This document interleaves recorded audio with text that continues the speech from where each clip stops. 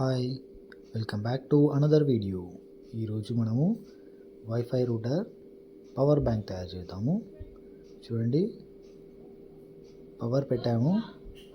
Power అనేది wifi రూటర్కి వస్తుంది. ఇప్పుడు పవర్ తీసేస్తాను. అయినా పవర్ బ్యాంక్తోని వైఫై రూటర్ అనేది ఆన్లోనే ఉంటుంది. చూసారా, ఈ బ్లూ ఇండికేషన్ అనేది ఆన్లో ఉన్నట్టు, పవర్ బ్యాంక్ ఆన్లో ఉన్నట్టు అనమాట. రెడ్ ఇండికేషన్ వచ్చేసి మనం ఏసీ పవర్ ఉన్నప్పుడు రెడ్ ఇండికేషన్ వస్తుంది. ఈ వీడియోకి 200K లైక్స్ టార్గెట్ ఇస్తున్నాను. ప్లీజ్ లైక్ చేయండి, ఎందుకంటే నా ఛానల్కి కొద్ది బూస్టప్ ఇచ్చినట్టు అవుతుంది. అలాగే నా ఛానల్ని సబ్స్క్రైబ్ చేసుకొని బెల్ ఐకాన్ ఆన్లో పెట్టుకోండి. Let's start our video.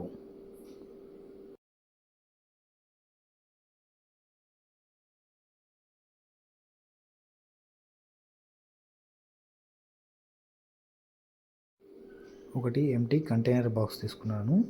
దానికి హోల్స్ చేసుకున్నాను. ఇది డీసీ జాకు ఒకటి ఇతర సైడ్ పెట్టుకోవడానికి, అనదర్ సైడ్ కూడా ఇంకో హోల్ చేసుకున్నాను. ఇది కూడా డీసీ జాక్ పెట్టుకోవడానికి ప్రాపర్గా కట్ చేసుకున్నాను అనమాట, సాల్వింగ్ ఐరన్ పెట్టి. చూడండి, మీరు కూడా ఇలానే కట్ చేసి పెట్టుకోండి. మీరు ఈ బాక్స్ అనేది తీసుకోవచ్చు, వేరేది మీ ఇష్టం, మీ డిజైన్ ఎట్లా అనిపిస్తే అలా చేసుకోవచ్చు డిజైన్తో. ఇక్కడ వచ్చేసి స్విచ్, రాకర్ స్విచ్ ఒకటి పెట్టాను. చూడండి, 3 పెట్టి చూపిస్తున్నాను. ఇలా 3 హోల్స్ చేసుకున్నాను. ఇప్పుడు మెయిన్ కాంపోనెంట్ వచ్చేసి మనకు బ్యాటరీస్ కదా, ఇవి 3 తీసుకున్నాను. ఒక్కొక్క బ్యాటరీ వచ్చేసి 2600 amps పవర్ బి అనేది. ఇవి బాగా వర్క్ చేస్తాయి, అల్ట్రా ఫాస్ట్ ఛార్జింగ్ అని చెప్పేసి దాని మీద మెన్షన్ చేసి ఉంది. కొన్ని వైర్స్ తీసుకున్నాను. ఇది వచ్చేసి MT 368 రెగ్యులేటర్ చేయడానికి, వోల్టేజ్ అనేది బ్యాటరీ నుంచి వచ్చిన తర్వాత 12 voltsని అప్ డౌన్ చేసుకోవడానికి వర్క్ చేస్తుంది. ఇది వచ్చేసి BMS 10A 3S BMS అనమాట. ఇది 3 బ్యాటరీస్ తీసుకున్నాను కాబట్టి ఇది వచ్చేసి డయోడ్ IN1508 డయోడ్. ఇది ఒకటి తీసుకున్నాను. ఎందుకు అంటే మనకు అడాప్టర్ నుంచి ఇచ్చే పవర్ సప్లై అనేది రివర్స్ రావద్దు, మన బ్యాటరీస్ నుంచి పవర్ అనేది రివర్స్ రాకుండా ఉండడానికి అని చెప్పేసి ఇది తీసుకున్నాను అనమాట. ఇది ఒక డయోడ్.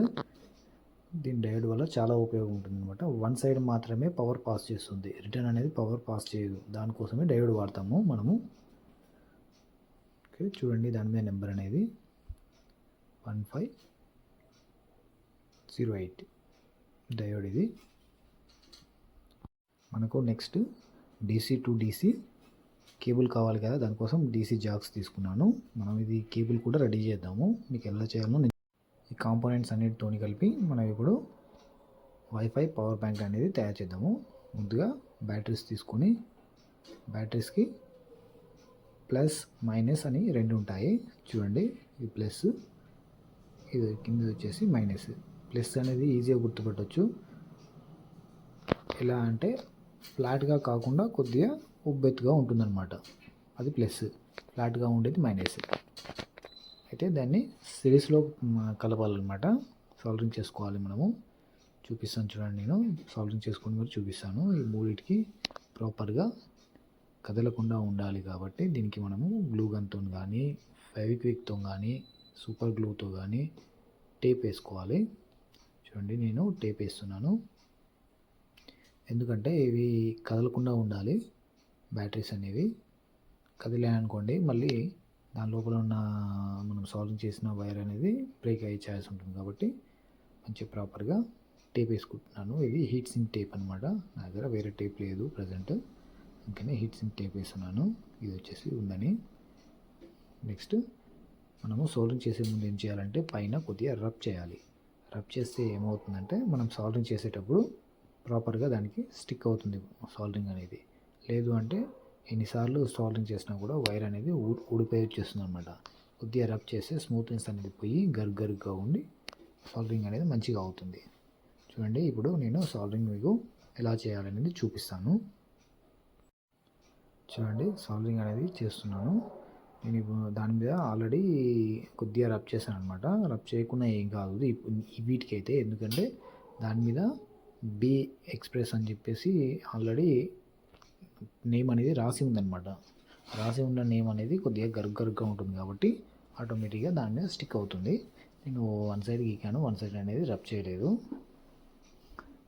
చూడండి ఎంత మంచిగా సాల్డరింగ్ అనేది దాని మీద ఉంటుందో. థ్రెడ్ చాలా బాగా వచ్చేస్తుందండి. నెక్స్ట్ వన్ సైడ్ అయిపోయింది. ఇప్పుడు అనదర్ సైడ్ అనేది చేద్దాము. చూడండి అనదర్ సైడ్ అనేది తీసుకున్నాను. సేమ్ ఇదే ప్రాసెస్లో మూడింటికి కూడా సాల్డరింగ్ ఐరన్ అనేది ఈ పేస్ట్ అప్లై చేసిన తర్వాతనే లెడ్ అనేది అప్లై చేయాలన్నమాట సాల్డరింగ్ ఐరన్తోని. లేదు అనుకో ప్రాపర్గా అనేది మంచిగా కాదు అనమాట. ఇప్పుడు వైర్ అంటించినా కూడా ఏదో కొద్దిగా అంటుకుంటుంది, తర్వాత అనేది ఊడిపోయి డ్యామేజ్ లాగా అవుతుంది అనమాట. మనం ప్రాపర్గా వర్క్ చేయట్లేదు, ఫేక్ వీడియో అది ఇది అని చెప్పేసి మళ్ళీ అనుకుంటారు. ఇది 100% మంచిగా వర్క్ చేస్తుందండి. నేను ఆల్రెడీ ఇంట్లో వాడుతున్నానండి. ఇది వాడుతున్నాను కాబట్టి మళ్ళీ చేసి మీకు చూపిద్దాము అని చెప్పేసి నేను ఈ వీడియో అనేది చేయడం జరుగుతుంది. ఇప్పుడు ప్రాపర్గా సాల్వింగ్ అనేది చేసుకున్నాం కదా. నెక్స్ట్ దాని మీద వైర్తోని జాయింట్ చేసుకుందాము. చూడండి ఎట్లా జాయింట్ చేస్తానో. Plus minus. ఇప్పుడు నేను అంటు పెట్టేది వచ్చేసి ప్లస్ అనమాట. ఎందుకు చెప్పాను కదా మీకు, కొద్దిగా ఉబ్బెత్తుగా ఉంటే ప్లస్ ఉంటుంది, ఫ్లాట్గా ఉంటే వచ్చేసి మైనస్ అని. అందుకని ప్లస్ మీద సోల్డరింగ్ చేసుకుంటున్నాను. తర్వాతకి మైనస్ అటు కానీ ఇటు కానీ ఇచ్చుకోవచ్చు అనమాట. మైనస్ ఎటైనా పర్లేదు, సోల్డరింగ్ చేసుకోవచ్చు. కాకపోతే మీరు అనేది చూసి జాగ్రత్తగా సోల్డరింగ్ చేసుకోండి. నాకు ఇంతవరకు అవసరం ఉంది కాబట్టి అడిగి కట్ చేసి నేను ప్రాపర్గా సోల్డరింగ్ చేసుకుంటాను. ఇప్పుడు చూడండి ప్రాపర్గా వన్ సైడ్ అయితే సోల్డరింగ్ చేశాను. రెండో సైడ్ సోల్డరింగ్ చేయడానికి నేను దానిపైన స్లీవ్ మొత్తం తీసేస్తున్నాను. మీరు స్లీవ్ తీయకుండా కూడా చేసుకోవచ్చు. ఎందుకంటే నాకు కొద్దిగా స్లీవ్ అనేది బయటకు వచ్చేసింది ఆల్రెడీ, అందుకని పీకేసాను. సోల్డరింగ్ చేసేటప్పుడు జాగ్రత్తగా చేయండి.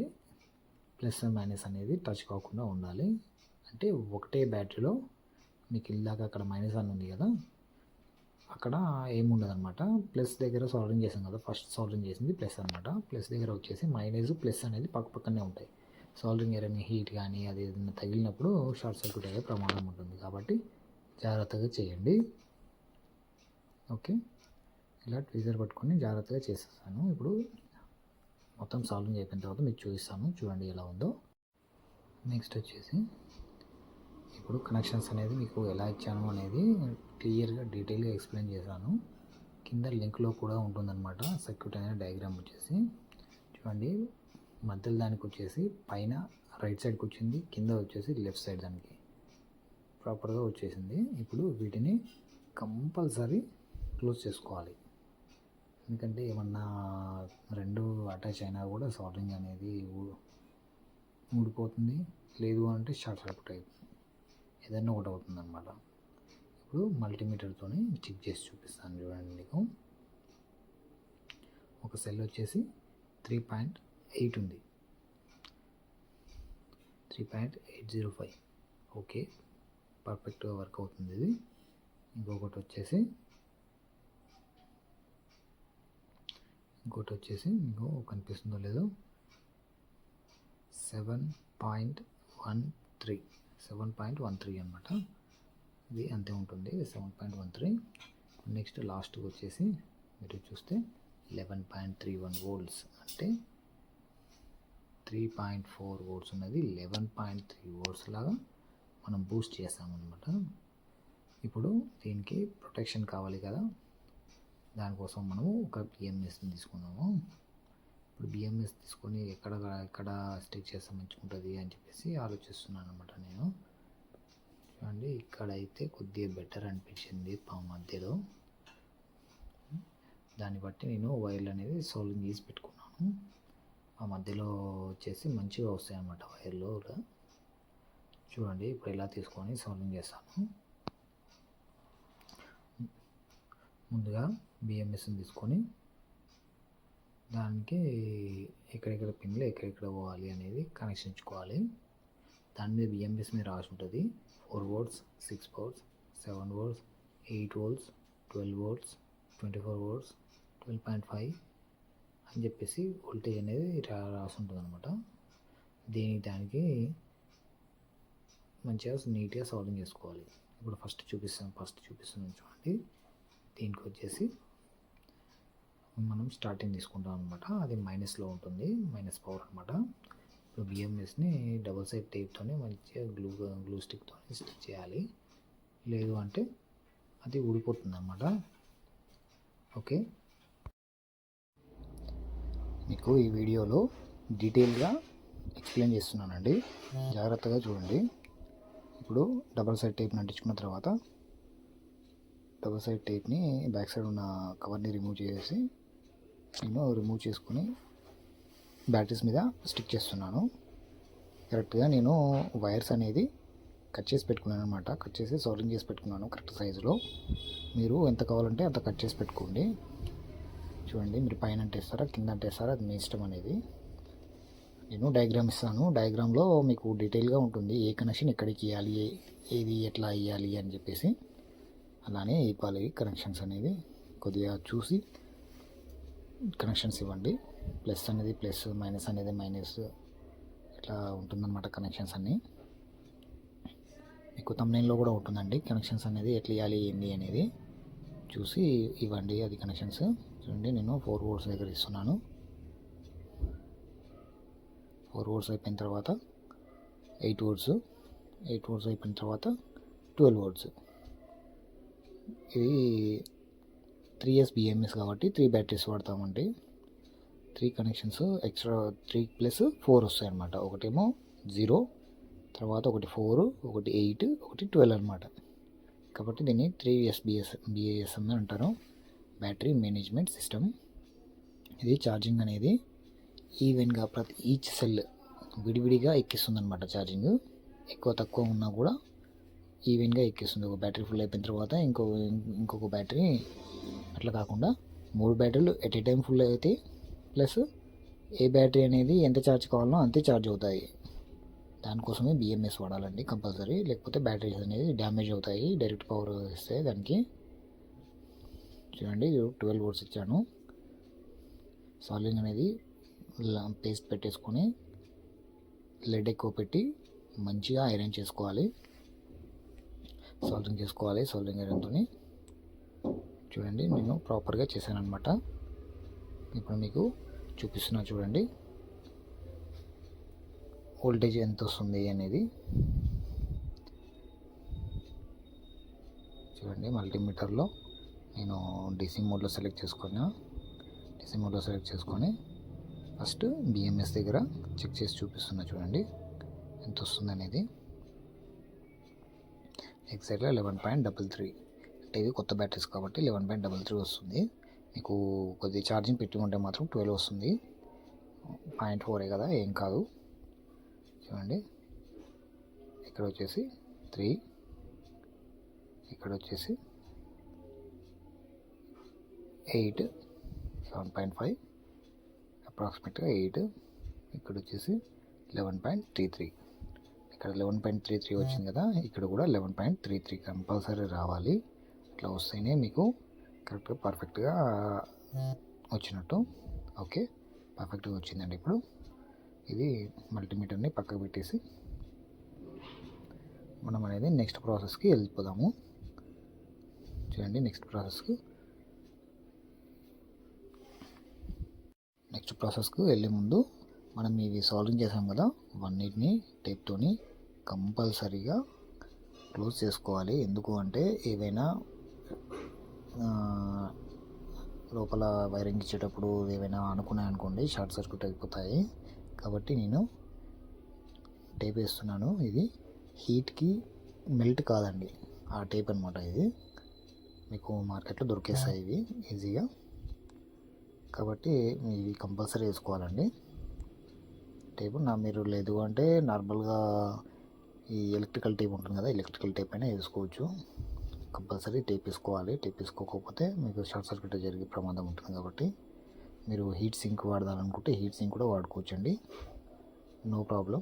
హీట్ సింక్ వాడేటప్పుడు మొత్తం కనెక్షన్స్ అన్నీ అయిపోయిన తర్వాత లాస్ట్కి హీట్ సింక్ అనేది అప్లై చేసుకోవచ్చు. ఇంత పెద్ద హీట్ సింక్ కావాలంటే అంత పెద్ద హీట్ సింక్ ఆన్లైన్లో దొరుకుతాయి, లేదు అంటే మార్కెట్లో కూడా దొరుకుతాయి.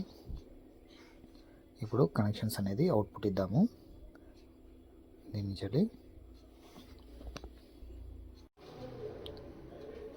చూడండి, నేను కనెక్షన్స్ అనేది ఇచ్చి బ్యాటరీ పక్కకు పెట్టేసుకొని మొత్తం 3 బాక్స్లోకి అటాచ్ చేసి పెట్టుకున్నాను. డీసీ పవర్స్ ప్లస్ ఇవి స్విచ్ అనేది అటాచ్ చేసి పెట్టుకున్నాను కదా, అది పక్కకు పెట్టుకున్నాను కదా. అది తీసుకొని మళ్ళీ దీనికి డబుల్ సైడ్ టేప్ తీసుకొని గట్టిగా స్టిక్ అయ్యేటట్టు దీంట్లో పెట్టాను అనమాట. బ్యాక్ సైడ్ది రిమూవ్ చేస్తున్నాను చూడండి. టేప్కి ఇది రిమూవ్ చేసేసి అక్కడ మీకు ఏ పొజిషన్లో కావాలంటే ఆ పొజిషన్లో చేసుకోవచ్చండి. చూడండి, నేను అనేది బ్యాటరీని ఇట్లా పెట్టేస్తున్నాను.